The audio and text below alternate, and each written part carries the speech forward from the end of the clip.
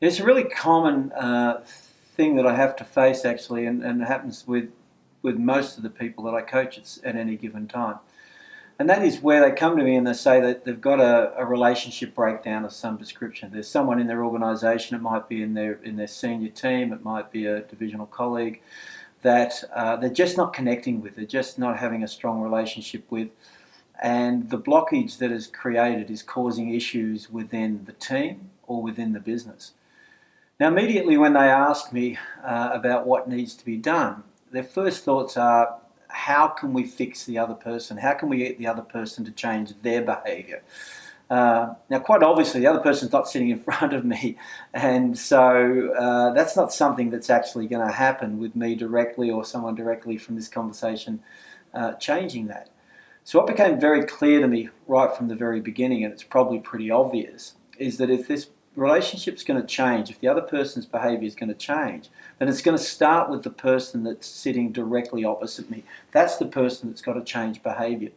So one of the things I'd say to them, look, this might not sound right, you might not be comfortable with it, but the problem is actually sitting directly opposite me. And unless you change the way you interact with them, unless you change the way you behave with them, they're not going to change the way they behave with you. I have a saying, and it might be something I use later in the series as well, but the saying is the world reflects you. What that means is that the environment you have, the way other people are reacting around you, is often a direct reflection of the way you're behaving, the way others are experiencing you right now. What's happened is in that experience of you, they're reflecting back the mood or the tone of the conversation or the discussion that you're actually having. So if you're wanting someone else to change their behaviour, the critical thing to do is to look at what you're doing and look at how you can do that differently. So what we will then do is start to break down the actual issue and say, okay, what are you experiencing from them? Because what that probably tells us is how you're behaving. So what could you be doing? What's the tone of voice? What's the context? What sort of language are you using? And from that, we start to look at what we could do differently, how we could change some words or some of the things that that person has said so that we can get a different reaction from the person that they're dealing with. When you do this well, what starts to happen is you get a better connection. And from that connection, you build trust. And trust, of course, being the foundation of all relationships, allows that relationship to initially start to repair, but eventually heal. I've had great success with this. We had lots of people come back and just sort of say, Phil, we're getting on fantastically. It was such a small thing. And when I changed the way I saw it and I changed the way I was thinking and I changed the way I behaved, then in fact they came on board. And that is nearly always the case.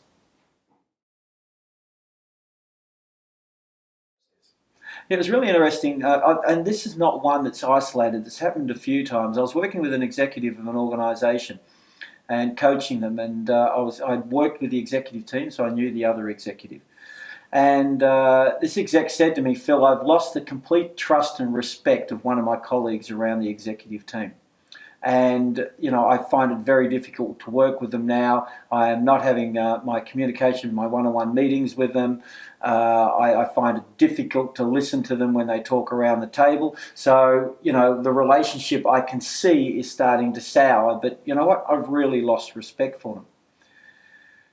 So at this point, we have a real impasse. We have two people working on an executive team that must work together for the organisation to succeed, but this one exec who has not done anything wrong in her eyes is blaming the other executive, and quite rightly so. I mean, the issue that had happened, that the respect was lost, was probably, something that you could expect someone to be upset about. But the point is, they are on the same executive team and they have to work together. So the first pushback was quite simple, is that you cannot remain on the executive team if you cannot work with the other person, irrespective of what they've done. So firstly, individuals don't get to choose who's on the executive team with them, only the CEO gets to choose that. So if that person right now is on that team and the CEO wants them on that team, then you as an exec have to be able to work with them. So this is now about changing your behaviour. This is about what you're going to do differently to address this issue and build the relationship back up again, even though you believe now you're coming from a position of low trust and low respect. So when they said to me, okay, what can I do because I've lost their respect, is that I believe that there are three levels of respect. One is you have a respect for the person. The second one is you have respect for the role. And the third one is you have a respect for the person in the role. Now, she'd lost respect for the person because of something they had said about one of their team, actually. But the person was an executive around the table and the CEO wanted them there. So they had to respect the person in the role. So we grabbed hold of that and said, you know what, this person is an exec, they're on the team, they're there for the right reason, and we've got to assume good intent. So here's what I want you to do. I want you to respect them for their role. And so when you're sitting around the table, they have a part to play in making the organisation successful. So what you now need to do from that level of respect is show that respect, act that respect, listen to them, and engage with them. Because if you can't do that, then the relationship will sour. But more importantly, what will be seen by others is that you are the person creating the relationship to sour, because others will pick up on your behaviour and the environment will reflect you, as I talked about before. So from that platform, this executive was able to go back into those meetings, engage with the person from a position of respect for the role, and therefore behave in a much more professional way. This in turn got them talking. Once they talked, they actually addressed the issue. She voiced what the concern was that she had with that person, and they managed to actually largely rectify the whole relationship. Now, there would always be a little bit of doubt there, but they started working together, and the executive who had said the wrong thing apologised and said, look, you know what, I did the wrong thing and I'm sorry, but I want to work with you. And from there, they worked for another 12 months before one of them actually left the organisation without any further incident.